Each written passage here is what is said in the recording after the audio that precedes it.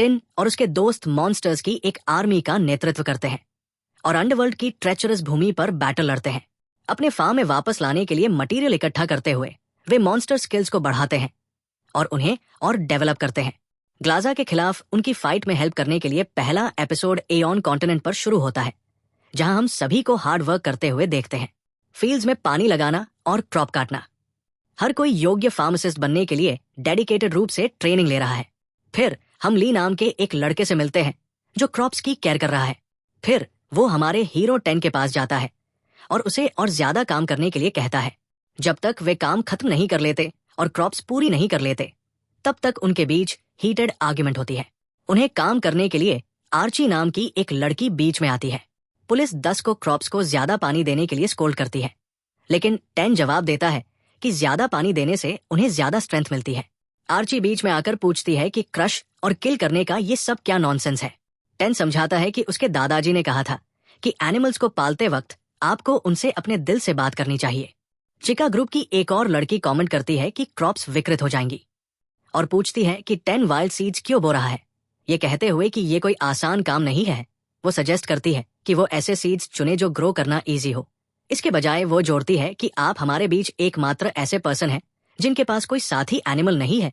इससे टेन नाराज हो जाता है, जो जवाब देता है कि उसे अभी कोई साथी एनिमल नहीं चाहिए, क्योंकि वो अंडरवर्ल्ड में सबसे पावरफुल एनिमल्स प्राप्त करने के लिए काम कर रहा है। फिर चिका हर्ब्स में से एक उठाती है और उसे खाना शुरू कर देती है, लेकिन आर्ची उसे वार्न करती है कि ये पॉइजनस हो सकता है। टेन उन्हें रियश्योर करता है कि वो सिर्फ साथी एनिमल्स के मालिक होने में इंटरेस्टेड है यदि वे इनक्रेडिबली पावरफुल हैं, और वो अंडरवर्ल्ड में सबसे महान फार्मासिस्ट बनने की योजना बना रहा है। इस पॉइंट पर अंजर अपीयर होता है और हर कोई उसका स्वागत करता है। टेन एंथुजियास्टिकली उसे बताता है कि उसने जंगल की डेप्थ में अब तक की सबसे फर्टाइल वाइल्ड सॉइल की खोज की है, जो मागिया से समृद्ध है। अंजर अपनी खुशी एक्सप्रेस करता है कि सब कुछ ठीक चल रहा है। फिर वो शाइनी सनशाइन और अपने फेवरेट ड्रिंक का आनंद लेने के लिए बैठ जाता है। ली पूछता है कि अंजर आज क्यों आया, और वो जवाब देता है कि वो नरसमा को देखने के लिए यहाँ आया है। जब सिटी बच्चे अंजर को देखते हैं, वे उसकी प्रेजेंस से एक्साइटेड हो जाते हैं। अंजर बच्चों से पूछता है कि फेलिसाइडेड पर कौन राज करता है। बच्चे जवाब देते हैं हिज मैजेस्टी डेजर्ट किंग, जिनकी सर्विस एरक के 6 जनरल्स करते हैं। शियान कहते हैं उनके नेतृत्व में ट्रेनिंग ले रहे एक ग्रुप। अंजर बच्चों को समझाता है कि फैग्स वे होते हैं जो सीड से एनिमल्स उगाते हैं और उनकी एबिलिटीज का यूज करते हैं, लेकिन हर कोई ऐसा नहीं बन सकता। ये एक स्पेशल टैलेंट है जिसके लिए मैजिकल पावर या मागिया की आवश्यकता होती है, और हजारों वर्षों से ग्रेट विजर्ड्स ने अराकन सी के प्रत्येक मेंबर को फार्मासिस्ट में से चुना है। उनकी संख्या एरा के हिसाब से अलग होती है, लेकिन करंटली उनमें से 6 है। उनमें से 5 कॉन्टिनेंट्स पर रूल करते हैं, एक एक्सेप्शन छोड़कर। भले ही कोई ग्रुप में शामिल होने का मैनेज करता है, उनका टाइम वहां लॉन्ग नहीं रह सकता। फिर बच्चे 10 से पूछते हैं कि क्या आप अरियन शेप 10 में शामिल नहीं होंगे। वो जवाब देता है कि वो योजना बना रहा है और उसका पार्टनर ली उसके साथ रहेगा। जब मैं सबसे स्ट्रॉन्ग एनिमल्स को काट लूंगा तो मैं अंजर को चैलेंज करूंगा।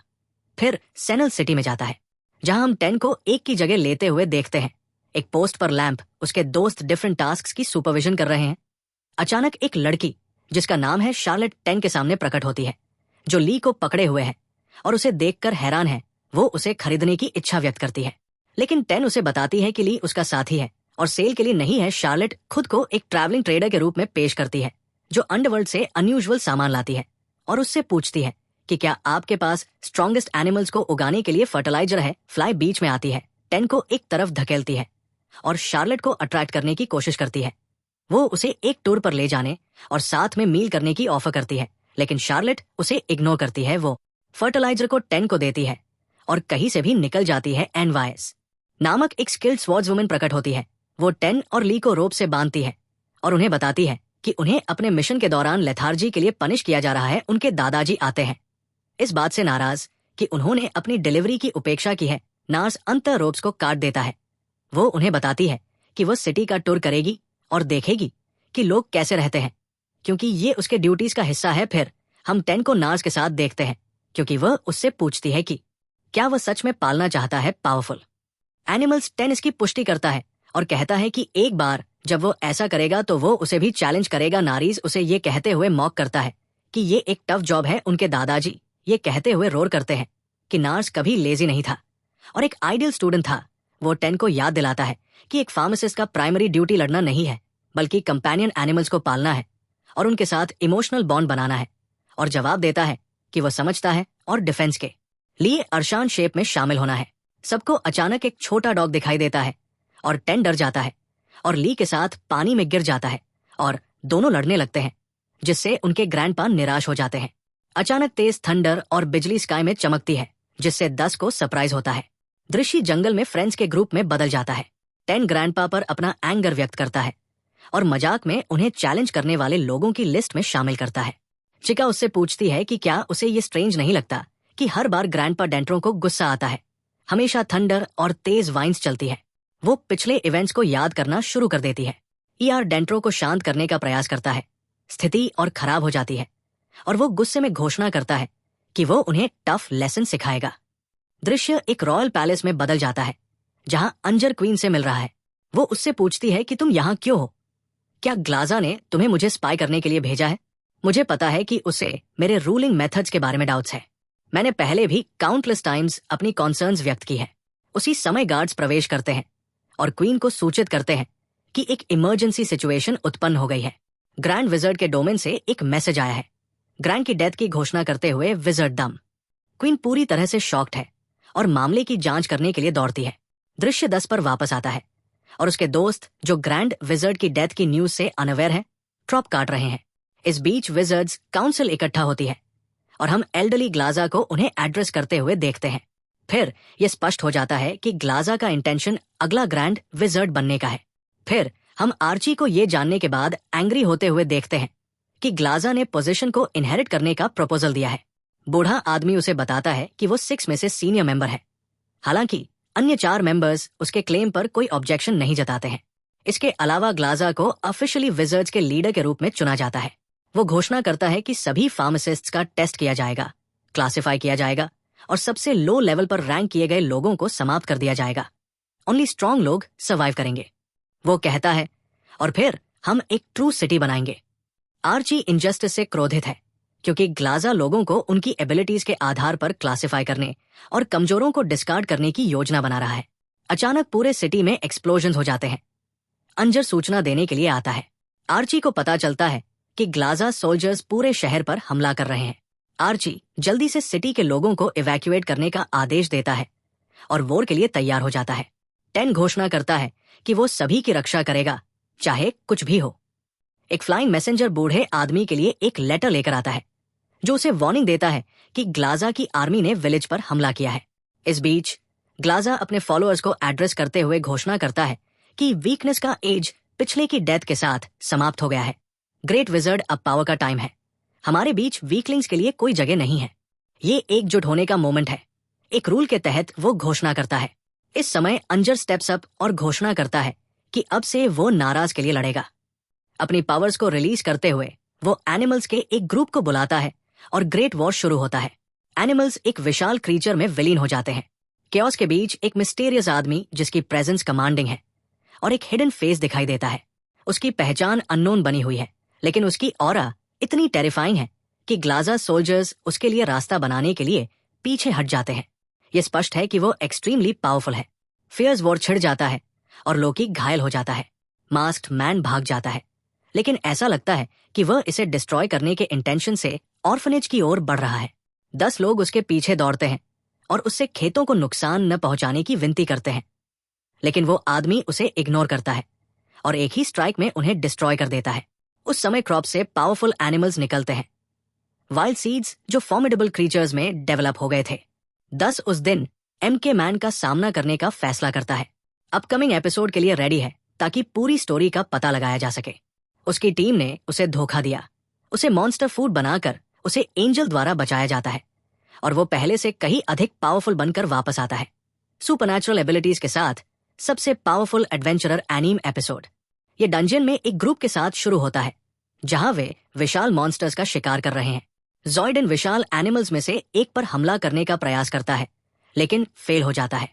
मॉन्स्टर के मारे जाने के बाद उसका दोस्त जोलिन एक फायरबॉल स्पेल का यूज करके क्रीचर को मारने में उसकी मदद करता है।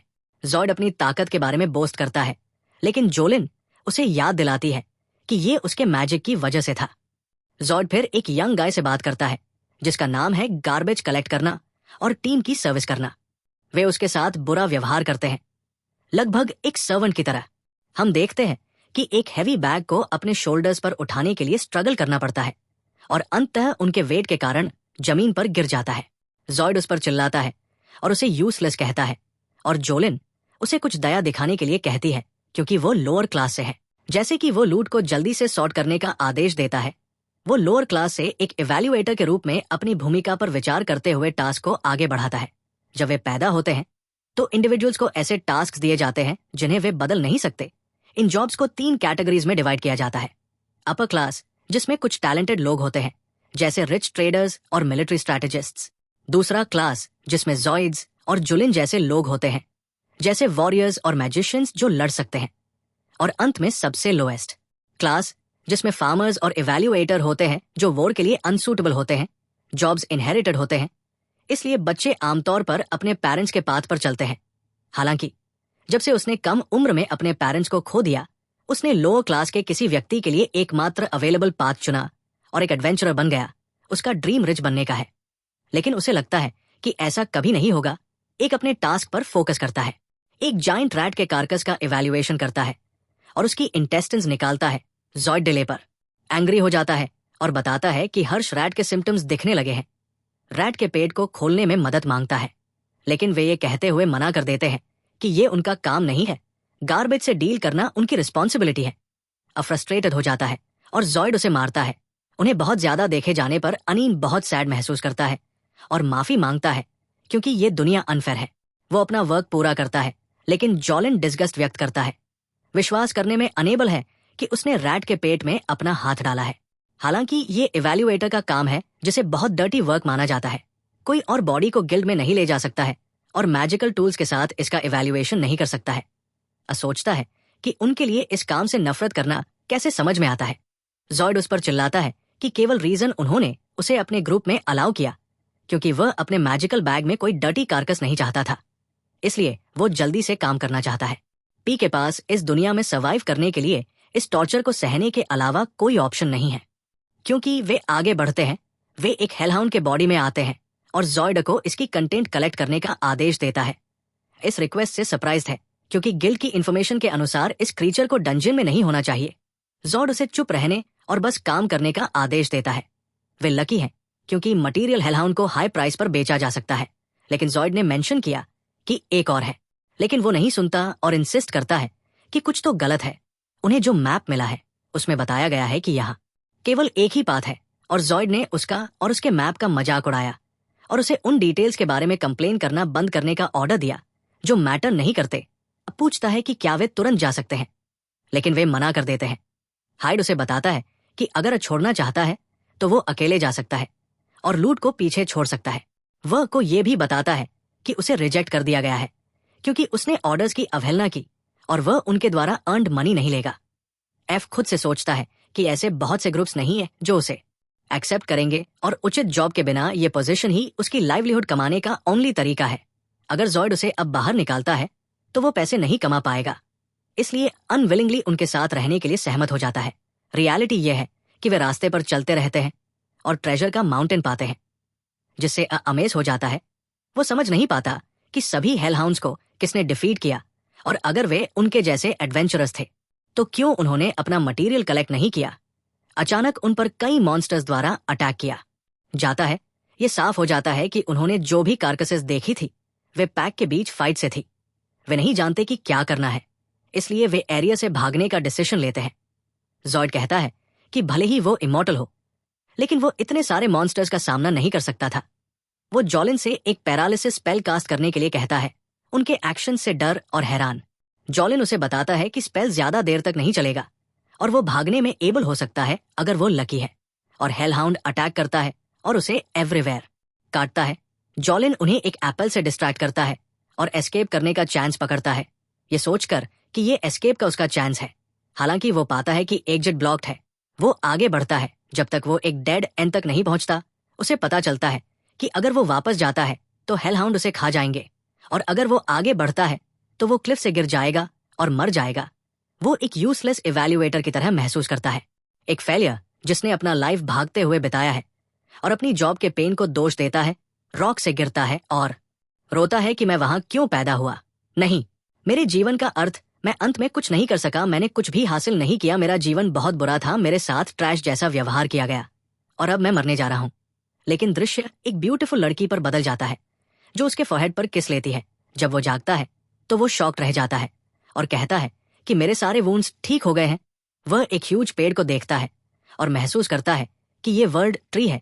उसे याद आता है कि बहुत पहले उनकी दुनिया में केवल एक वर्ल्ड ट्री था जो मैजिकल एनर्जी उत्पन्न करता था, जिसका उपयोग वे एयर से मना को एब्जॉर्ब करके और इसे अपने शरीर के भीतर पावर में कन्वर्ट करके करते हैं। इस मना के लिए रिस्पॉन्सिबल पेड़ वर्ल्ड ट्री था। ऐसा कहा जाता है कि ये बहुत पहले सूख गया था और अब एग्जिस्टेंस में नहीं है। आश्चर्य है कि कैसे वर्ल्ड ट्रीज की डेथ के बाद भी मना का प्रोडक्शन हो रहा है। साइंटिस्ट्स ने मान लिया कि डिफरेंट प्लेसेस पर अन्य वर्ल्ड ट्रीज भी हैं।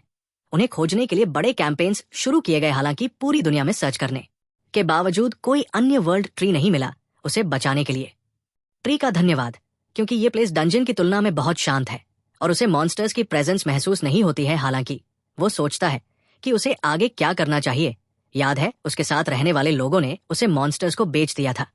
वो उठता है और फैसला करता है कि उसे कुछ फूड ढूंढना ही होगा, चाहे इसके लिए कोई भी प्राइस चुकानी पड़े, और वो उस एरिया को छोड़ने का रिस्क उठाता है। अचानक एक शॉकिंग घटना होती है।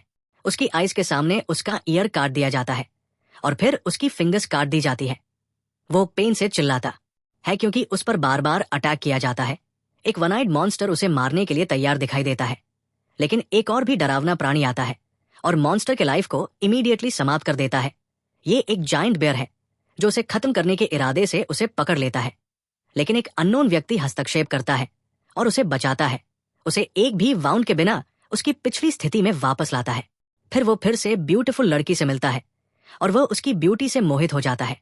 एपिसोड और भी आने के वादे के साथ समाप्त तो होता है। एक युवक को गलती से दूसरी दुनिया में बुलाया जाता है, लेकिन वो अपनी ओरिजिनल दुनिया में वापस नहीं आ सकता है। हालांकि बदले में वो इनक्रेडिबल स्किल्स प्राप्त करता है और इस न्यू दुनिया में रहने का फैसला करता है। सब कुछ जानने के लिए अंत तक रहता है। एपिसोड की शुरुआत टकुमी नामक व्यक्ति की सोल से होती है, जो नहीं जानता कि वो कहाँ है। अचानक वो लाइट और एक से घिरा हुआ है। नोलन नामक एक सोर्सरेस किसी को भी किसी भी प्लेस पर बुलाने में सक्षम है। उससे बात करती है और बताती है कि उसे गलती से लोगों के एक ग्रुप के साथ माइल्ड गार्ड में बुलाया गया था। ऐसा लगता है कि जिस समन में अदर पीपल को लाना था, वो गलती से उसे भी साथ ले आया। टकुमी उसकी बातें नहीं समझता, इसलिए वो समझाती है कि उसका इंटेंशन कई वर्ल्ड से लोगों को रैंडमली बुलाने का था, लेकिन वह उनके साथ आ गया। वह ये भी बताती है कि उसने जो स्पेल इस्तेमाल किया वो बहुत डेंजरस है, क्योंकि इस दुनिया के रूल्स और अर्थ के रूल्स बहुत अलग हैं, इसलिए माइल्ड गार्ड के खुद ही गिर जाने का खतरा है। टकुमी पूछता है कि क्या बुलाए गए अदर लोग यहाँ, और वो जवाब देती है कि वे नहीं है। स्पेल का असली उद्देश्य इन लोगों को सेफली सेक्रेड एम्पायर में बुलाना था। सिडोनिया टकुमी को एहसास होता है कि ये सिर्फ एक मिस्टेक थी और वो उसे वापस वही भेजने के लिए कहता है जहां से वो आया था। नोलन परेशान हो जाता है क्योंकि वो ऐसा नहीं कर सकती। वो फिर से स्पेल का यूज नहीं कर सकती और इसके अलावा उसके पास अब कोई बॉडी नहीं है जिससे वो टकुमी के पास वापस आ सके। बहुत परेशान हो जाता है क्योंकि वो नहीं जानता कि क्या करना है और वो उससे पूछता है कि उसके साथ क्या होगा। वो उसे बताती है कि उसे माइल्ड गार्ड के निवासी के रूप में एक नया लाइफ जीना होगा। वो सिडोनिया जाने के लिए कहता है, लेकिन नोलन ये कहते हुए मना कर देता है कि सिडोनिया प्रॉब्लम से भरा है और चूंकि उसे गलती से यहां लाया गया था, इसलिए वहां उसके लिए टेरेबल होगा। वो गिल्टी महसूस करती है और माफी के तौर पर उसे अपने मैजिकल सपोर्ट के साथ एक डिफरेंट कंट्री में भेजने का फैसला करती है। वो उसे वीडियो गेम्स, नॉवेल्स और एनीम जैसी फिक्शनल वर्ल्ड्स में भेज देगी। टकुमी पूछता है कि क्या वहां मॉन्स्टर्स और ड्रैगन्स हैं, और वो जवाब देती है कि वहां सब कुछ है। नोलन तुमी की बैकग्राउंड को देखता है और देखता है कि वो अपनी दुनिया में एक डेस्क वर्कर था, इसलिए वह उसे एक हीरो और वॉरियर बनाने का फैसला करती है। क्योंकि माइल्ड गार्ड में कोई डेस्क वर्कर नहीं है, वो उसे कई स्किल्स प्रदान करती है, जैसे स्वॉर्ड्समैनशिप, मैजिक और नाइट स्किल्स। वो उसे बताती है कि यदि वह अपने एक्शन से प्राप्त स्किल्स का यूज करता है तो वो एक प्रोफेशन प्राप्त कर सकता है, और यदि वो एक क्राफ्ट बिजनेस को आगे बढ़ाना चाहता है तो वो उसे उस प्रोफेशन के लिए एक यूजफुल स्पेल देगी। साथ ही हीलिंग मैजिक भी देगी। अपनी कॉन्वर्सेशन के अंत में खुद को बचाने के लिए वह उसे एसगर्ड कॉन्टिनेंट पर भेजती है। बाद में हम एसगर्ड कॉन्टिनेंट पर टकुमी को बेहोश देखते हैं। जब वो उठता है तो वो एक लेक के पास जाता है और अपना रिफ्लेक्शन देखकर आश्चर्यचकित हो जाता है, क्योंकि उसकी अपीयरेंस में इंप्रूवमेंट हुआ है। वो अतीत को भूलने का फैसला करता है। फिर वो खाने के लिए बैठ जाता है और पता है कि उसके पास फूड सप्लाईज और कुछ पैसे हैं। जब वो अपनी स्किल स्क्रीन की जांच करता है तो वो उनका परीक्षण करने और ये देखने का डिसाइड करता है कि वो क्या यूज कर सकता है। Takumi water magic, air magic और स्टोन बॉल मैजिक का यूज करता है। बहुत एक्साइटेड महसूस कर रहा है क्योंकि ये दुनिया बहुत वंडरफुल है। फिर वो अपने रास्ते में एक नियर बाय विलेज खोजने की उम्मीद में फॉरेस्ट की खोज करता है। वो हाई क्वालिटी की लकड़ी का एक पीस देखता है जिसका यूज आमतौर पर विजर्ड्स के स्टाफ्स और मैजिकल टूल्स के लिए किया जाता है और स्पेयर्स के शाफ्ट्स के लिए भी यूजफुल है। तुमी थ्रिल्ड है क्योंकि वह इसे अपने ब्लैकस्मिथ स्किल का यूज करके तैयार कर सकता है। वह अपनी पावर का यूज वुड से एक बड़ा स्पेयर बनाने के लिए करता है और ये सोचकर और भी ज्यादा एक्साइटेड हो जाता है कि अगर ऐसी वुड यहाँ अवेलेबल है तो प्लांट्स का क्या होगा। वो प्लांट्स के पास जाता है और उनमें से बहुत से कलेक्ट करना शुरू कर देता है, लेकिन वह उन्हें अपने छोटे बैग में फिट नहीं कर सकता है। फिर उसे याद आता है कि उसके पास एक टूल बॉक्स है, इसलिए वह जो कुछ भी कलेक्ट करता है उसे बॉक्स में डाल देता है। अचानक उसे एक लड़की की स्क्रीम सुनाई देती है और वह उसकी ओर दौड़ती है और उसके पीछे छिप जाती है। उसके पीछे एक ह्यूज रैबिट दिखाई देता है और लड़की तुमी से रैबिट से उसे बचाने की रिक्वेस्ट करती है। उसे खाओ। ताकुमी बहुत स्कैर्ड है क्योंकि इस दुनिया में रैबिट्स ह्यूमन फ्लेश खाते हैं।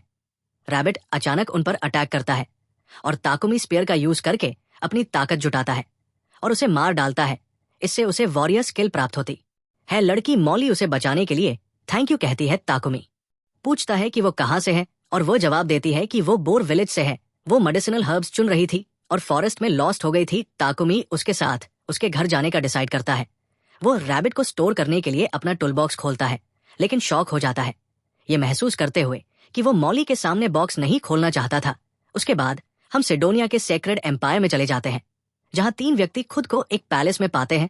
ये नहीं जानते कि वे वहां कैसे पहुंचे। वे दूसरी वर्ल्ड से हैं। क्वीन एलिजाबेथ उनके पास आती है और उनके बुलाने का जवाब देने की इच्छा के लिए अपनी गहरी ग्रैटिट्यूड व्यक्त करती है। उनमें से एक पूछता है कि वे कहाँ हैं और वो बताती है कि ये वो वर्ल्ड नहीं है जिसे वे जानते थे, बल्कि एक पूरी तरह से डिफरेंट वर्ल्ड है। उन्हें इस वर्ल्ड को सेव करने के लिए हीरो के रूप में अपनी पावर्स का यूज करने के लिए यहाँ बुलाया गया था। वे उसके वर्ड से कंफ्यूज हो जाते हैं और वह उन्हें बताती है कि वह उन्हें समझाएगी। नेक्स्ट स्टेप में वह खुद को सिडोनिया के सेक्रेड एम्पायर की फर्स्ट क्वीन एलिजाबेथ के रूप में पेश करती है। इस बीच ताकुमी मॉली के घर पहुंचती है, जहां उसका फैमिली उसे बचाने के लिए उसका थैंक यू करता है। वे अपना इंट्रोडक्शन देते हैं। इम के फादर बांगा एक हंटर है और उनकी मदर मार्था उनकी वाइफ है। ताकुमी पूछता है कि क्या वो कुछ टाइम के लिए विलेज में रह सकता है और बांगा ये कहते हुए अग्री हो जाता है कि लैंड मेडिसिन बनाने के लिए मटेरियल से रिच है और रॉ मटेरियल्स का एक नियर बाय सोर्स है। ये एरिया क्राफ्ट्समैन के लिए एक हेवन है। उस समय बुबन आता है और बांगा उसे एक ब्लैकस्मिथ के रूप में पेश करता है जो रॉ मटेरियल्स के माइनिंग के बारे में बहुत कुछ जानता है। ताकुमी को उसकी इच्छानुसार रहने की परमिशन मिलती है। वो उनकी मदद के लिए उन्हें थैंक यू कहता है और वे उसे सूचित करते हैं कि विलेज में कोई अवेलेबल नहीं है, इसलिए वे उसके लिए यहाँ एक छोटा सा हाउस बनाएंगे। बांगा ताकुमी से बात करता है और लिमिटेड स्पेस के लिए अपॉलॉजी मांगता है, लेकिन ये समझाता है कि उनके पास बस इतना ही है। वो सजेस्ट करता है कि वे सभी एक साथ काम करना शुरू करें ताकि लैंड को लेवल किया जा सके। ताकुमी अपने मैजिक का यूज करना शुरू कर देता है, अपना हाउस बनाता है, लेकिन थक जाता है क्योंकि उसने अपना अधिकांश माइंड निकाल लिया है। बांगा उसके पास आता है और कहता है कि चलो नेक्स्ट स्टेप्स पर चलते हैं। ताकुमी बहुत हैप्पी है और खुद से सोचता है कि मेरा नया लाइफ शुरू हो गया है। अपने वुडवर्किंग, ब्लैकस्मिथ और कारपेंट्री स्किल्स के लिए थैंक्स वो कुछ फर्नीचर बनाने में कामयाब रहा, जिसे वो अब मॉडिफाई कर सकता है। ये वो पाथ है जिसकी मैं विश कर रहा था। वो कंटिन्यू करता है। मेरे पास आयरन, सिल्वर और कॉपर औरे हैं जिसे मैंने बुबन के साथ माइनिंग किया था, साथ ही मैजिकल आयरन जो अब माइन से सैचुरेटेड है। मैं इसे इंगट्स में बदल दूंगा। आमतौर पर उन्हें मेल्ट करने के लिए एक बड़ी फर्नेस की आवश्यकता होती है, लेकिन ये एक इमेजिनरी वर्ल्ड है। आखिरकार एल्केमी को ट्राई करने का टाइम आ गया है। एल्केमी में 5 टेक्निक्स शामिल हैं: डीकॉम्पोजिशन, एक्सट्रैक्शन, ग्राइंडिंग, क्रिएशन और रिकॉम्बिनेशन। ताकुमी आयरन निकालता है या इसके माध्यम से अर्थ मैजिक को चैनल करता है, इसे आयरन इंगॉट में बदल देता है। मैं ये कर सकता हूँ। उसे लगता है कि मैं इसे रिफाइन करता रहूंगा। आयरन और कॉपर से मैं बहुत सी चीजें बनाना चाहता हूँ। मॉली तुमी के पास जाता है और उसे सभी से घिरा हुआ ग्राउंड पर पड़ा हुआ पाता है। तुमी एक्सप्लेन करता है। वो बहुत एक्साइटेड हो गया और उसने बहुत अधिक माइन का यूज किया। जिसके कारण वो अनकॉन्शियस हो गया। मार्था ने उसे बांगा से हीलिंग मेडिसिन प्राप्त करने के बाद खुद को बहुत अधिक स्ट्रेन करने के लिए डांटा। ताकुमी कंटिन्यू करता है, मैं iron, silver, copper, magical iron और थोड़ी मात्रा में गोल्ड, लीड, टंगस्टन और टिन निकालने में कामयाब रहा। मैं किचन अप्लायंसेस और अन्य आइटम्स बनाने में सक्षम था और मेरी एल्केमी का लेवल काफी बढ़ गया। बाद में हम ताकुमी को वेपन्स बनाना सीखते हुए देखते हैं। वो कहता है कि ये मेरे द्वारा बनाया गया सबसे बेस्ट पीस है। एक बार जब मैं स्कैबर्ड बना लूंगा तो ये कंप्लीट हो जाएगा। फिर वो बांगा के पास जाता है और पूछता है कि क्या तुम मुझे कुछ मटेरियल्स लाने में कामयाब रहे। बांगा रिप्लाई करता है, ऑफ कोर्स, बट वे सभी बेसिक है। सामग्री तुम्ही कहती है कि मैं मेडिसिनल हर्ब्स का उपयोग करके खुद ही मेडिसिन बनाने की कोशिश करने के बारे में सोच रही हूँ। बंगा एग्रीज है, जब आप फिनिश कर लेंगे तो आप मुझे अपने स्टॉक में से कुछ सेल कर सकते हैं। ताकुमी क्रश्ड हर्ब्स को पानी के साथ डिसोल्व करना शुरू कर देता है। जितना अधिक मैं उन्हें मिक्स करता हूँ उतना ही अधिक कलर बदलता है। ये मुझे चाइल्डहुड एक्सपेरिमेंट्स की याद दिलाता है। उसे पता चलता है कि रंग अलग है और वह इसके भीतर माइंड को महसूस कर सकता है। लेकिन ऐसा क्यों है? क्योंकि मैंने वाटर को मैजिक से प्रिपेयर किया था। कुमी वंडर्स है कि मैं मेडिसिन के लिए और अधिक रेसिपीज सीखना चाहता हूँ। बाद में हम फॉरेस्ट में ताकुमी को कुछ हर्ब्स खाते हुए देखते हैं, लेकिन वो टायर्ड हो जाता है और अपना स्टमक साफ करता है, ये कहते हुए कि भले ही ये मेथड रेजिस्टेंस क्रिएट करने और स्टेट मैजिक स्किल्स को बढ़ाने के लिए डिफिकल्ट है, ये वास्तव में इंटेंस है, लेकिन इसके लिए थैंक्स मैं अब प्यूरिफिकेशन मैजिक का यूज कर सकता हूँ। अचानक एक मॉन्स्टर ताकुमी के पास आता है। वो बहुत स्कैर्ड है, ये सोचकर कि ये डेंजरस है। मॉन्स्टर उस पर अटैक करता है, लेकिन उसके मैजिक का कोई इफेक्ट नहीं होता।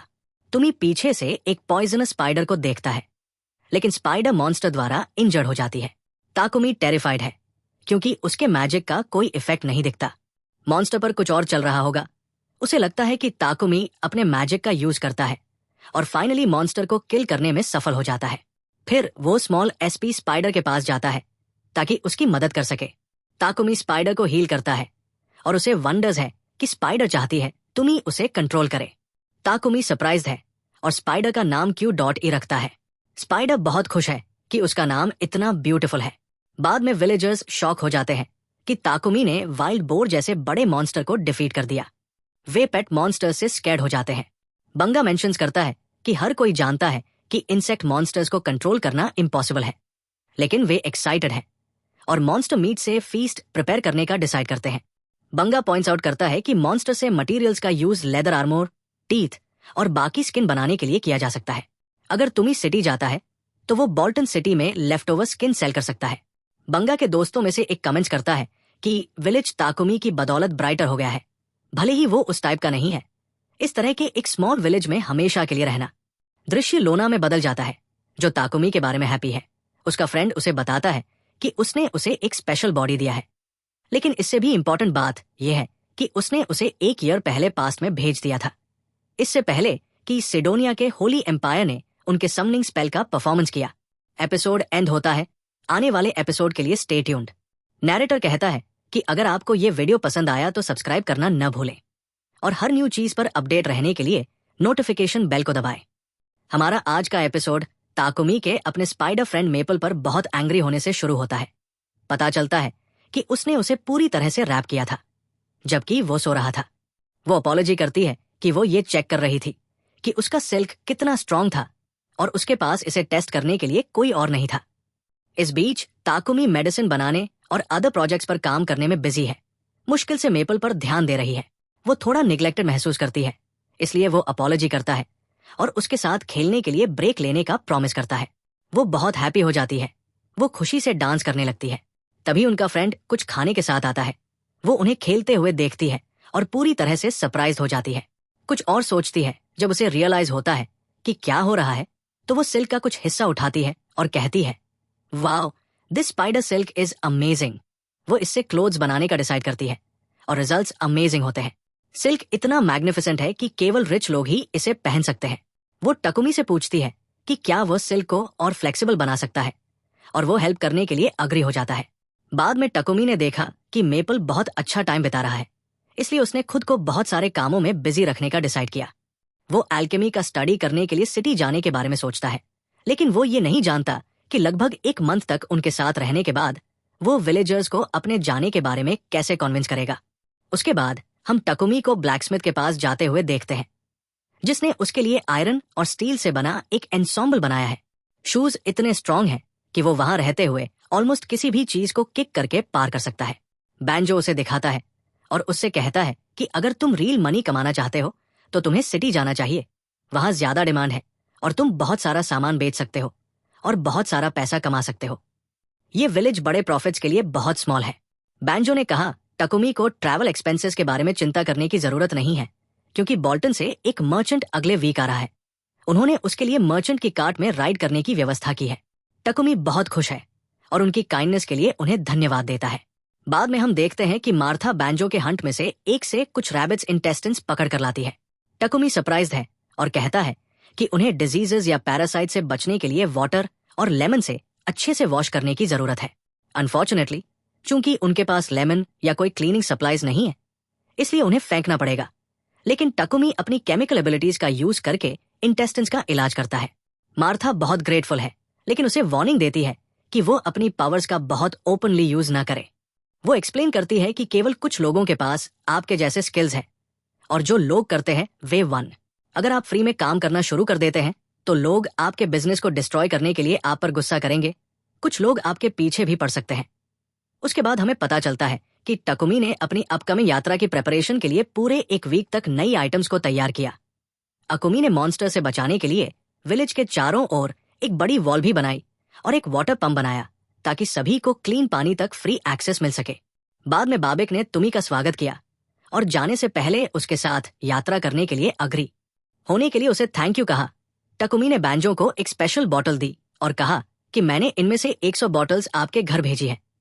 अगर विलेज में कुछ भी होता है तो आपको उन्हें तुरंत सभी को डिस्ट्रीब्यूट करना होगा। ट्रेडर हैरान है और पूछता है कि ये मेडिसिन क्या है। टकुमी ने एक्सप्लेन किया कि ये एक फर्स्ट एड मेडिसिन है। बाबेक हैरान है और विश्वास नहीं कर सकता कि टकुमी ने इसे खुद बनाया है। जब विलेजर्स अलविदा कहने के लिए इकट्ठा होते हैं, मार्था तुमी को एक ब्यूटीफुल रोब देती है। वे सभी उसे गर्मजोशी से विदाई देते हैं और वो उन सभी के लिए सिंसियरली धन्यवाद करता है जो उन्होंने उसके लिए किया है। कोमी बोबिक और उसके ग्रुप के साथ चला जाता है। वो दुखी है क्योंकि उसे विलेज और उसके लोगों से अटैचमेंट हो गया है। रास्ते में बोबिक टकुमी से बात करता है और उसे बताता है कि विलेजर्स उसे कितना प्यार करते हैं और उसे फैमिली की तरह देखते हैं। जल्द ही उनके साथ यात्रा करने वाले एडवेंचरस लोगों का ग्रुप खुद को पेश करता है। वे एक सीरिंग टीम है जिन्हें लायन फैंग कहा जाता है और बॉब के पर्सनल गार्ड्स के रूप में काम करते हैं। उनमें से एक ने बैग को देखा जिसे तुमी ने टाइटली पकड़ा है और पूछता है कि अंदर क्या है।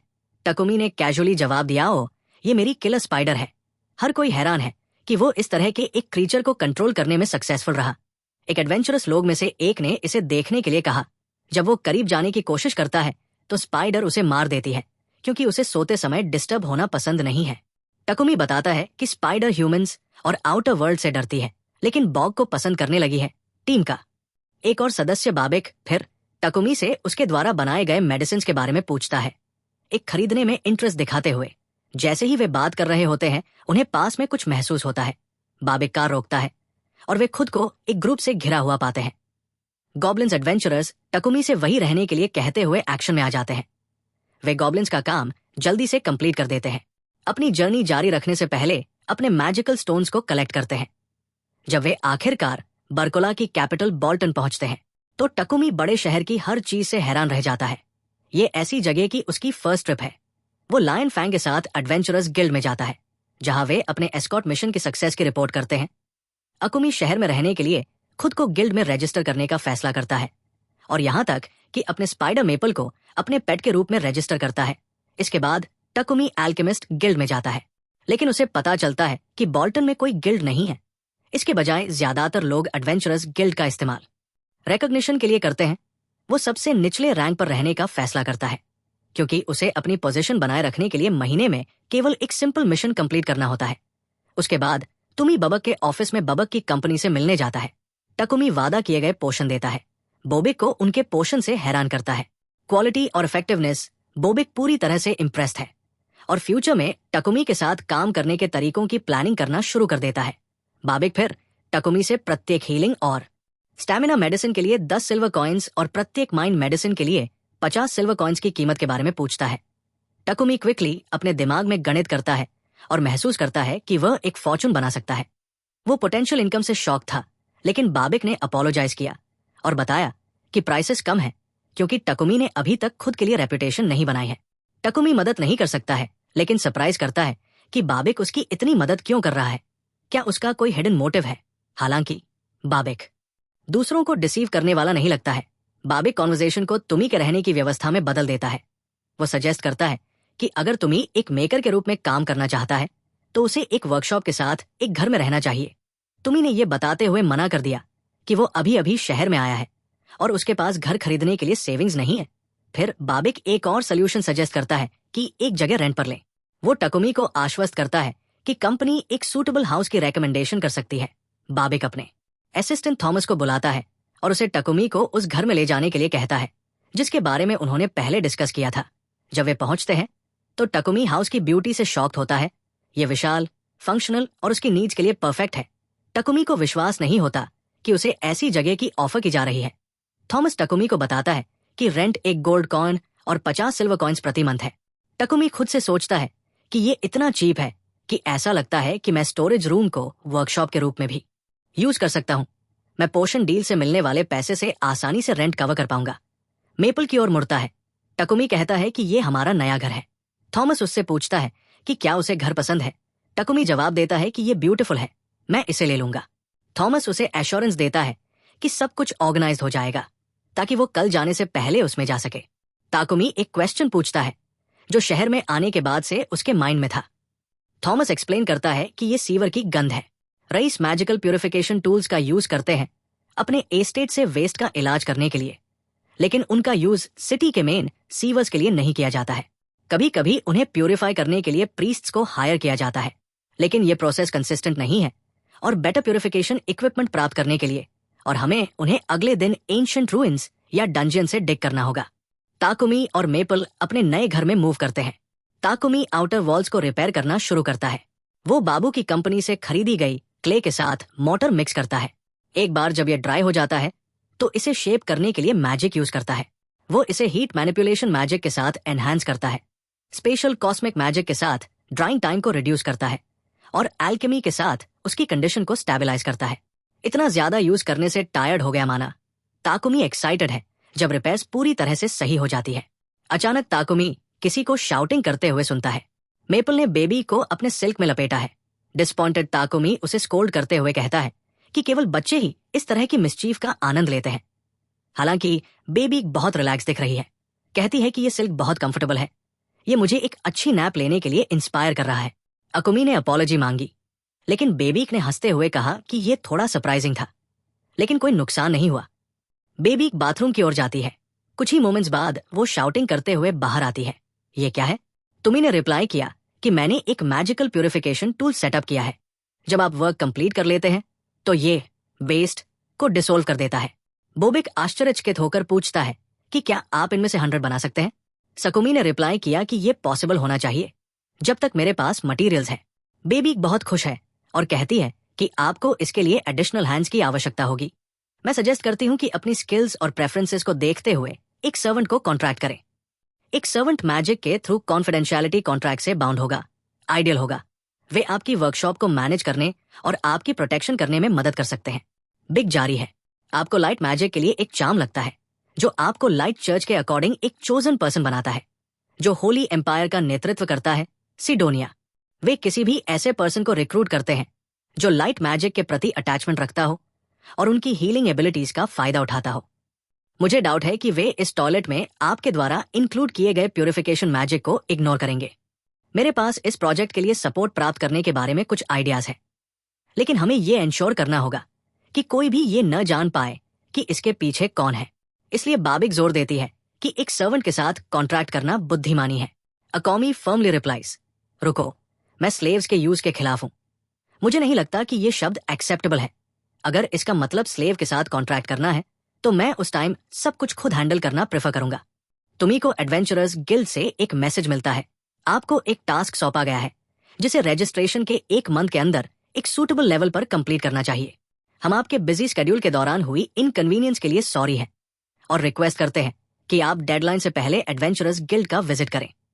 बाबिक उसके साथ जाने की ऑफर करता है और कहता है कि मुलंग कंपनी सबसे रिलायबल स्लेव ट्रेडिंग फर्म है और बोल्टन रिलक्टेंटली ताकुमी बाबिक का फॉलो करता है, लेकिन कंपनी के बाहर वेट करता है, जबकि बाबा बैबल अपने बिजनेस को हैंडल करने के लिए आगे आता है। अकुमी पास के गार्डन में घूमता है और उसकी ब्यूटी से मेस्मराइज्ड हो जाता है। वहां उसकी मुलाकात एक खूबसूरत लड़की से होती है जो उसकी नजर को कैच कर लेती है। वो उसकी तरफ देखती है और अनएक्सपेक्टेडली कहती है, गो होम। तुम्ही हैरान रह जाता है और उसके सडनली कहे गए वर्ड से इम्प्रेस्ड हो जाता है, और इसलिए इस एनीम का आज का एपिसोड समाप्त हो जाता है। अगले एपिसोड के लिए बने रहें। अगर आपको ये वीडियो पसंद आया तो लाइक, सब्सक्राइब करना न भूलें और सभी लेटेस्ट कंटेंट के साथ अपडेट्स पाने के लिए नोटिफिकेशन बेल को दबाएं।